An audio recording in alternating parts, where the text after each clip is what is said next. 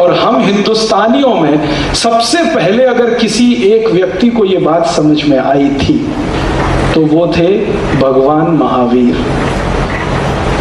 उनको ये समझ में आ गया था। क्यों?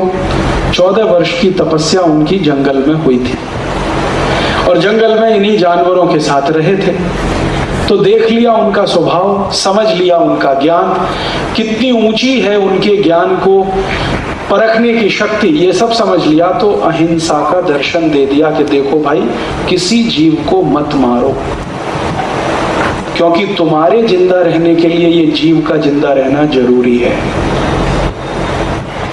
तो अहिंसा का दर्शन उन्होंने दिया इसलिए कि जो जीव जगत है इसको चलाने में जीवों की जो भूमिका है वो उनको समझ में आ गई 14 साल में। वो आज तक हमको समझ में नहीं आई, और उनके समझ में आई तो उन्होंने अहिंसा का सिद्धांत दिया और जियो और जीने दो, ये बात को पूरी ताकत से कहा। अहिंसा का सिद्धांत महावीर स्वामी ने इसलिए नहीं दिया कि हम कमजोर हैं या दूसरे ताकतवर हैं, या दूसरे कमजोर हैं हम ताकतवर हैं। इसका कमजोर और ताकतवर से कुछ लेना देना नहीं है। इसका संबंध है पृथ्वी जगत को चलाने में, ब्रह्मांड को चलाने में हर छोटे जीव की बड़ी भूमिका है, इसलिए उसको जिंदा रखो ताकि तुम जिंदा रहो।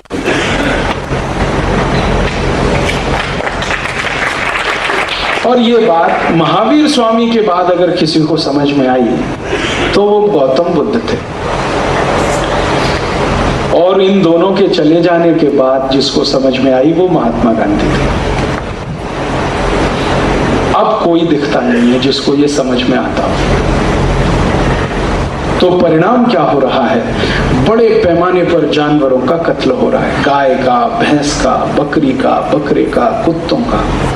गाय का आंकड़ा मैंने बताया 2.5 करोड़ तो प्रतिवर्ष गाय का कत्ल होता है। भैंस का 1.25 करोड़ प्रतिवर्ष कत्ल होता है। डूकर, सुअरों का 2.5 से 3 करोड़ का कत्ल प्रतिवर्ष का है। बकरे, बकरियां, छोटे जानवरों की संख्या करोड़ों में है, गिनी नहीं जा सकती है। तो भारत एक ऐसा देश बन गया है जहां कत्ल ही कत्ल होता है।